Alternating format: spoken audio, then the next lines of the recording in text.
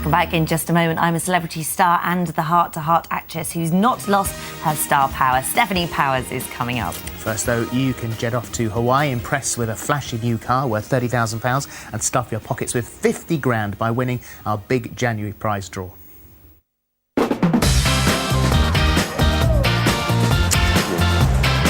Aloha and welcome to Oahu in Hawaii, the idyllic island that could be your family's next holiday destination. To celebrate making your life a little easier this January, you still have the chance to win a £120,000 luxury lifestyle, which includes a simply stunning 14-night holiday for a family of 6. You'll fly business class and spend your time at the beautiful Villa Kakai with your own personal chef, driver and housemaid on hand so you don't have to lift a finger. We've also laid on loads of adventures for you, all courtesy of pureholidayhomes.com. We'll also give you this brand new BMW X3 worth £30,000. Imagine driving away with that. And of course, we'll look after your finances and boost your bank balance by incredible £50,000 in tax-free cash. That's everything you need to make it a perfect year, apart from the sunscreen. For a chance to make all this yours, there's no question to answer.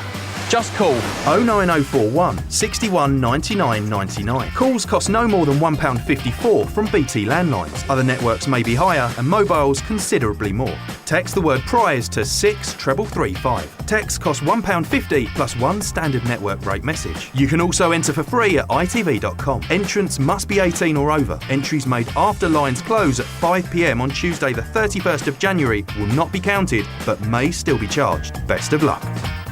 Yes, best of luck. A new generation of TV viewers will know Stefanie Powers from her recent stint on I'm a Celebrity, Get Me Out of Here. But to another generation, she was the actress who stole hearts as part of the sexy husband and wife team in the 80s TV classic Heart to Heart.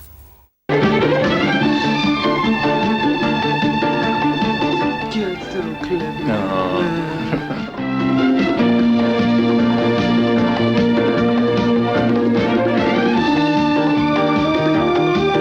Kids like for breakfast these days? Max, kids are people too. Just give them what you're having. A Bloody Mary?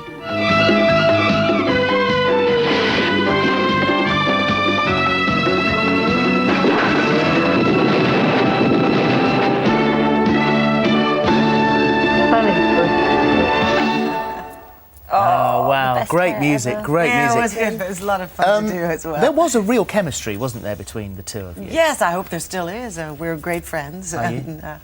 Yes. It was actually because it's the book that you've written here, and you're saying that that they're motivated by two big events in your life: the death of your mother, who was 96, I think, when she died. Yes, you know, the book wound up being sort of a cathartic experience because these two life-changing events came back to back. They were one was on the heels of the other. I had an unusually close and, thank God, wonderful relationship with my mother. She lived with me. We shared a house in Los Angeles for the last 27 years of her life, and I was able to be with her at the last moment, which was a form of completion for us, although there was suffering and it was difficult. And she never knew about my cancer. And when I had my surgery, the period of time in recovering emotionally and physically from both of these events was a weak moment, and somebody said, why don't you write a book about it? And as I was going through a lot of her personal effects, I discovered two things. First of all, everything I threw out, she saved. Oh, wow. And secondly, that she had diaries. Yeah. Which were quite revealing, really? Not only of her life, but of my life, and put it in a perspective that I hadn't thought about. Complimentary diaries, because it's a bit frightening looking through someone else's diary. Yes, Was she honest? real, honest diaries, because we were very good friends, and we had made that transition from, just looking at each other as daughter and mother, And were there things in and looked at each other as human beings. Yeah. Were there things in her diary that she'd written that you'd forgotten about yourself that There helped were things you that write I this? had forgotten the chronology of. Yeah. And I was completely surprised to realize that, oh my goodness, that happened before this. Yeah.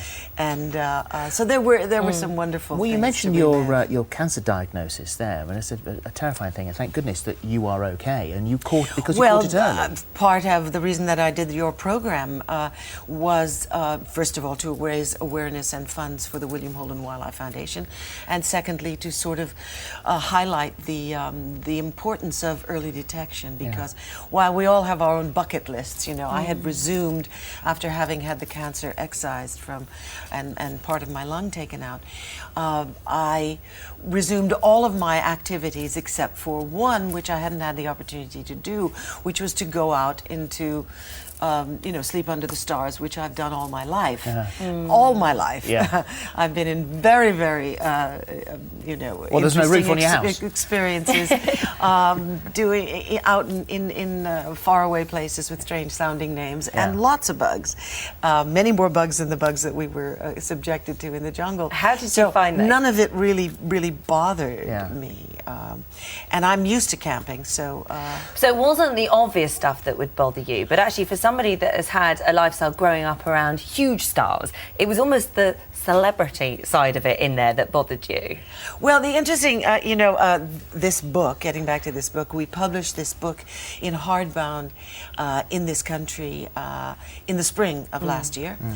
And it sold out. Thank you very much. Thank you, everybody.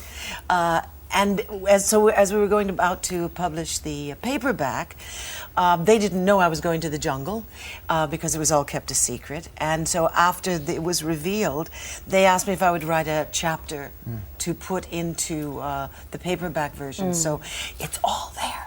Well, you mentioned all the details are there, because it does come back to what we were talking about, you know, so that relationship with Robert, and you mentioned that you were in the jungle to raise money for the William Holden Foundation, a great love of your life, and a man troubled with drink, and you there was a big age gap between you. I think you were 63. He was 60. Was he 63 when he passed away? When he passed away, yes. Yeah, and you were what, sort of 40s? 40s, yeah. So a great love of your life. But what amazed me about him was that in the 1950s he was right at the vanguard of environmentalism. Well, he was an environmentalist before the word was even invented. Yeah. He was working in conservation in Africa. He created the first ever game ranch, which we carry on with. Part of the William Holden Wildlife Fund. There we go. You see some photographs capturing some reticulated giraffe.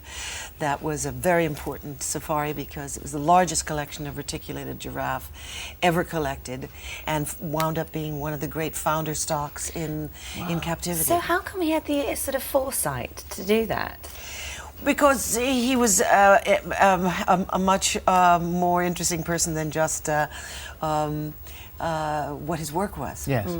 Well, when he passed away, and a great deal was made at the time that he passed away, and he was on his own, and I think he banged his head. Well, there were a couple of epitaphs that were written after his passing, and this was a perfect opportunity. Doing this book was also a perfect opportunity. Did you hear about his death on the radio? Right.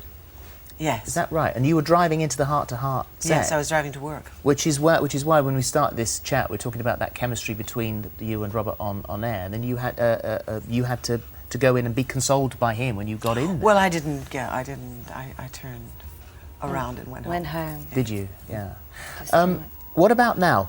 You're on Golden Pond, which we were talking about just before you sat down. Once again in the theatre in England. At the Wickham Swan at the moment for a week, and then you're off continuing around the country. Hopefully it'll come into the West End at some stage. And this is a great movie, but it also started out as a play on Broadway. It began as a play which I was recently told by Henry Fonda's widow, Shirley, that she discovered it off Broadway, and while it was making its transition off Broadway to Broadway, they put the deal together because Jane was a big star, and of course, Jane and Henry had never worked together. The end result was a magnificent film that won Katharine Hepburn and Henry Fonda Academy Awards. It was much more, shall I say, of a tearjerker than the play. The play is very much a comedy.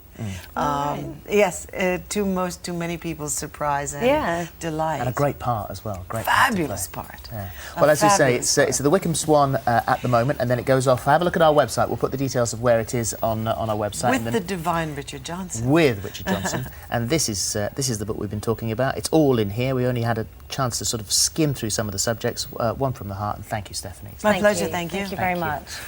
We've got the best in lace fashion after the break.